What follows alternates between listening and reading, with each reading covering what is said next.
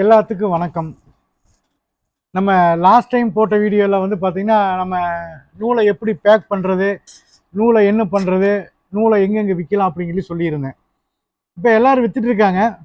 அவங்க எப்படி கேட்குறாங்கன்னா, சார் நாங்கள் நூல் என்ன விலைக்கு விற்கிறது, என்ன கிராம், அதாவது புதுசாக பண்ணுறவங்களுக்கு வந்து பார்த்திங்கன்னா அது என்ன விலைக்கு விற்கிறது நமக்கு தெரியறதில்ல.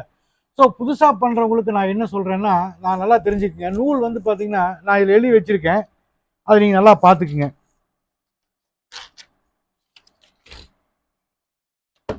இங்க பாருங்க,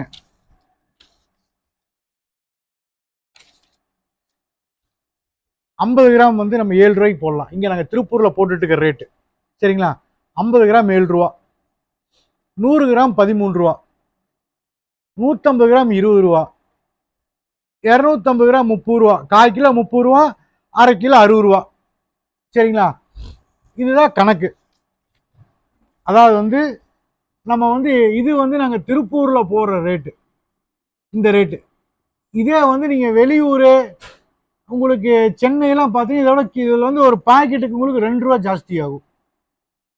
50 கிராம் பாக்கெட்டுக்கு 2 ரூபா ஜாஸ்தி ஆகும். 100 கிராம் பாக்கெட்டுக்கு ஒவ்வொரு பாக்கெட்டுக்கும் உங்களுக்கு 2 ரூபா ஜாஸ்தி ஆகும். அதாவது சென்னைக்கு. இது வந்து திருப்பூர் ரேட்டு.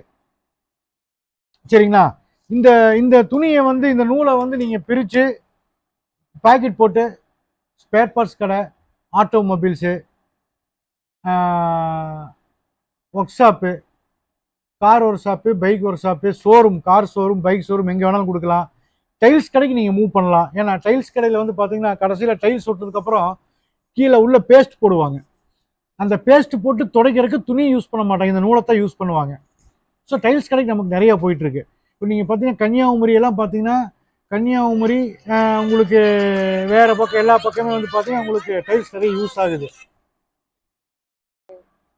அதே மாதிரி உங்களுக்கு பார்த்தீங்கன்னா மதுரையில் இருக்கிறதும் டைல்ஸ் கடைக்கும் நிறையா போகுதுங்க. அப்போ வந்து என்னென்னா, இந்த நூலை வந்து நம்ம ஒவ்வொரு கடைக்கும் நம்ம வந்து அறிமுகப்படுத்தணும், இன்ட்ரடியூஸ் பண்ணணும். டைல்ஸ்காரங்களுக்கு வந்து தெரியும், அவங்க வாங்குறாங்க. இருந்தாலும் நான் என்னங்கிறேன், இந்த நூலை வந்து நீங்கள் யூஸ் பண்ணி பாருங்க, ஒரு டைம் நீங்கள் யூஸ் பண்ணி பாருங்க அப்படிங்கிறது நம்ம தான் வந்து இன்ட்ரடியூஸ் பண்ணி வைக்கணும். அப்புறம் இப்போ நம்ம லாஸ்ட் டைம் வந்து பார்த்தீங்கன்னா நூல் வாங்கிட்டு இருக்கிறவங்களுக்கு நம்ம வந்து மாசத்துல 2 நாள் கொடுக்குறோம். 1ஆம் தேதி கொடுக்குறோம், 15ஆம் தேதி கொடுக்குறோம். அவங்களுக்கு அந்த மாசத்துல 2 நாள் மட்டும் தான் வந்து நம்ம வந்து அந்த நம்மகிட்ட நூல் வாங்குறவங்களுக்கு நம்ம மிஷின் கொடுக்குறோம். சரிங்களா? 15 நாள், 2 மாசத்துல 2 டைம் தான் கொடுக்குறோம். இப்போ வந்து பார்த்தீங்கன்னா 1ஆம் தேதி, 10ஆம் தேதி, 20ஆம் தேதி கொடுக்கலான்ட்டு இருக்கோம். மாசத்துல 3 நாள் மட்டும் அவங்களுக்கு மிஷின். சரிங்களா? அதே மாதிரி பார்த்தீங்கன்னா ஒரு ஒரு வாரத்துக்கு மாசம் மொத்தம் 30 மிஷின் அலாட் பண்ணியிருக்கிறோம். 1ஆம் தேதி 10 மிஷின், 10ஆம் தேதி 10 மிஷின், 20ஆம் தேதி 10 மிஷின்.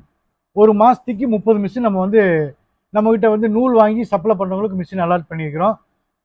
அது எல்லாத்துக்கும் தெரியும். இப்போ நம்மகிட்ட நூல் வாங்குறவங்களுக்கு நம்ம 20,000 ரூபாய்க்கு மிஷின் கொடுக்குறோம்.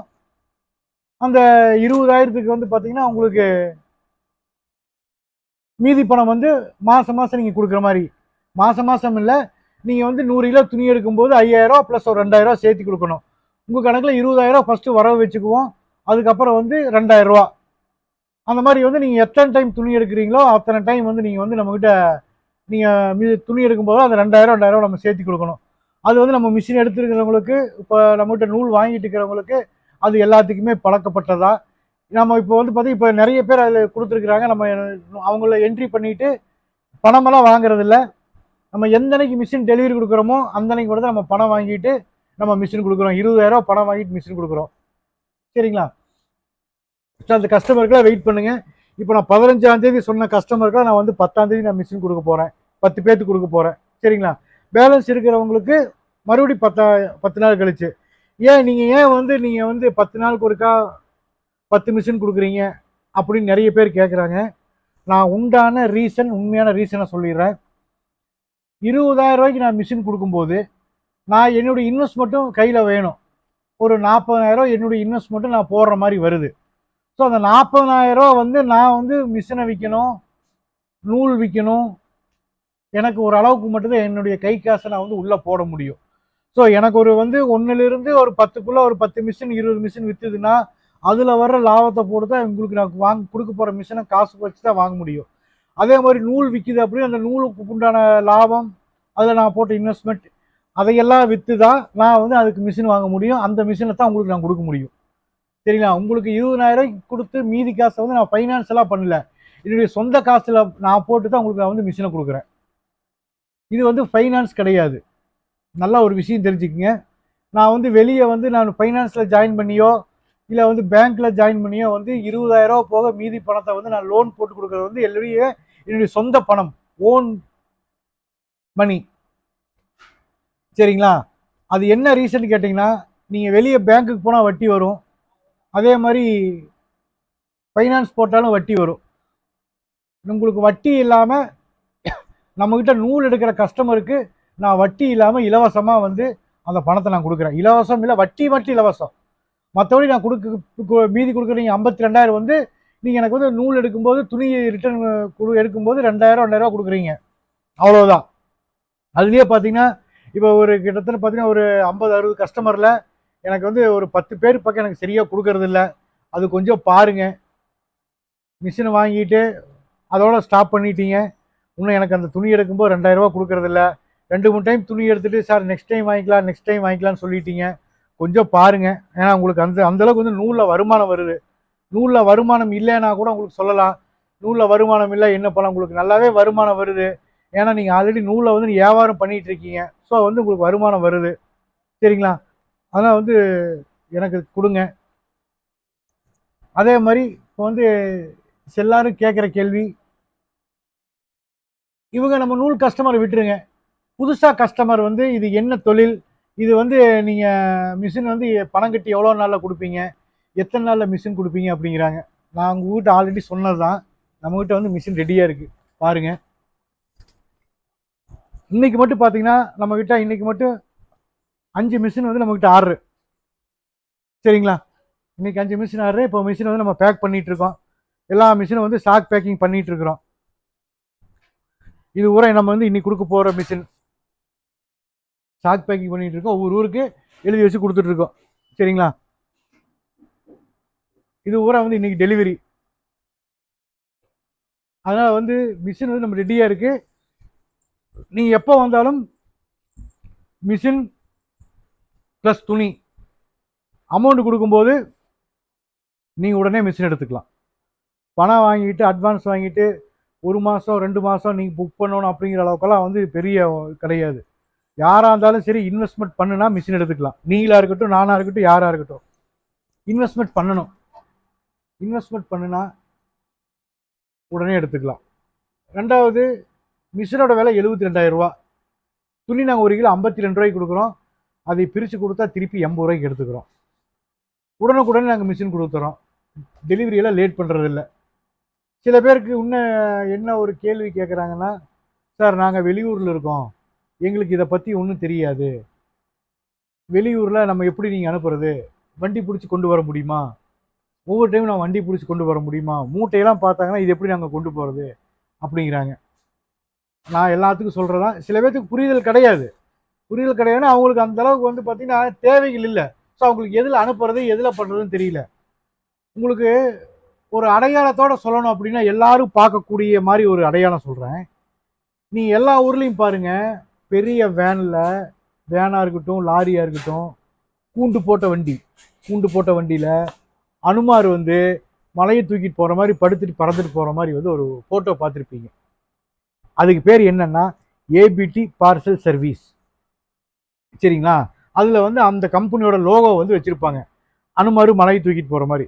அந்த அளவுக்கு வந்து அந்த பார்சல் வந்து போகுதான், அதுக்கு அதான் அடையாளம். அதுதான் வந்து லாரி சர்வீஸ். அதே மாதிரி எம்எஸ்எஸ்ன்னு போட்டிருப்பீங்க, நல்லா பாருங்க, மேட்டூர் சூப்பர் சர்வீஸ்ன்னு இருக்கும். லாரி நிறைய பார்க்கலாம் எல்லா சிட்டிலையும். இது எல்லாரும் நல்ல ஃபேமஸான டிரான்ஸ்போர்ட். இது நம்ம எப்படி கொரியர் பண்ணுறோம், தி ப்ரொஃபஷனல் கொரியர், டிடிசி கொரியர், அந்த மாதிரி கொரியர் இருக்குது பார்த்தீங்களா? அதே மாதிரி இது ஒரு கொரியர் சர்வீஸ் மாதிரி தான் லாரி சர்வீஸ், ரெகுலர் சர்வீஸ்.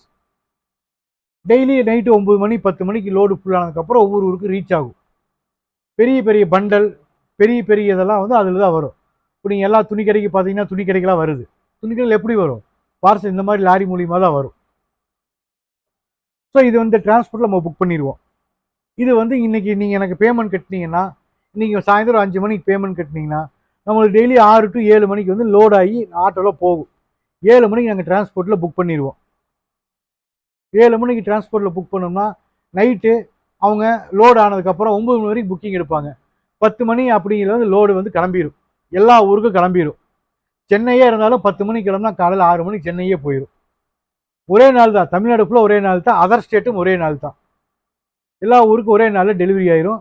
அதனால் நீங்கள் வந்து இது எப்படி போகிறது எப்படி பண்ணுறது அப்படிங்கிறத நீங்கள் யோசிக்கவே வேண்டியதில்லை. எல்லா ஊருக்கும் போச்சு அப்படின்னா நம்ம வந்து டெலிவரி கொடுத்துருவோம். ஓஹோ, டோர் டெலிவரின்னு மென்ஷன் பண்ணிடுவோம். இந்த பக்கம் வாங்க, டோர் டெலிவரின்னு சொல்லி மென்ஷன் பண்ணிடுவோம். உங்கள் ஊருக்கே வந்து வந்து ஃபோன் பண்ணுவாங்க. சார் உங்களுக்கு மிஷின் வந்திருக்கு, பண்டல் வந்திருக்கு, துணி பண்டல் வந்திருக்கு, அது என்ன பண்ணலான்னு கேட்பாங்க. அதை நீங்கள் வந்து டோர் டெலிவரி வேணும்னு கேட்டிங்கன்னா டோர் டெலிவரி கொடுத்துருவாங்க. இல்லை எனக்கு வந்து வண்டி வச்சுருக்கேன் நான் வந்து எடுத்துக்கிறேன்னு சொன்னால் நீங்கள் போய் எடுத்துக்கலாம். டோர் டெலிவரி கொடுக்கும்போது உங்களுக்கு என்ன சார்ஜ் வரும்னு கேட்பாங்க, கேட்டுக்குங்க. லோக்கல் சார்ஜாக இருந்ததுன்னா லோக்கல் ஒரு அமௌண்ட் வரும், பெருசாலாம் அமௌண்ட் வராது, ஒரு குறிப்பிட்ட அமௌண்ட் வரும் உங்களுக்கு. அந்த அமௌண்ட் கட்டி நீங்கள் எடுத்துக்கலாம். அந்த அமௌண்ட்டுக்கு அமௌண்ட் சொல்லுவாங்க, கொண்டு வந்து போட்டு அந்த அமௌண்ட் கொடுத்து நீங்கள் வாங்கிக்கலாம்.